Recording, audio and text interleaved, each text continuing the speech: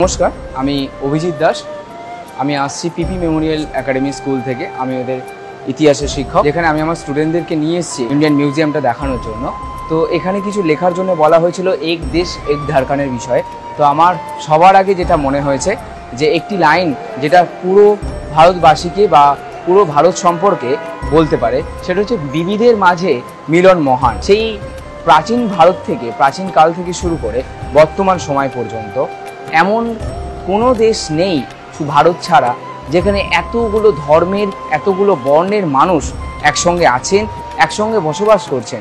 200 বছরের পরাধীনতা থেকে মুক্তি পাওয়ার পর 3 কালারের যে আমরা পতাকা নিয়ে থাকি, তার মধ্যে একটা বিশাল বড় ঐতিহ্য বহন করে থাকে। সেই ঐতিহ্য বর্তমান সময় দাঁড়িয়ে আমাদেরকে এক হতে শেখায়, আমাদেরকে শেখায় ধর্ম, বর্ণ, জাতি নির্বিশেষে সকলে পতাকার 3টে রঙকে সমমর্যাদা দিয়ে যেন থাকতে পারি।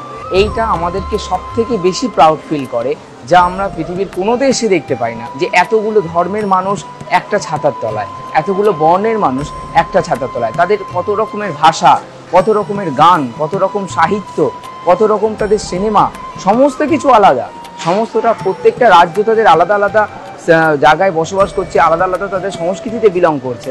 তার সত্ত্বেও আমরা যেন সেই 3টে কালারের যে আমাদের পতাকা, সেই পতাকার তলায় যেন আমরা রয়েছি। এর থেকে বড় কিছু হতে পারে না।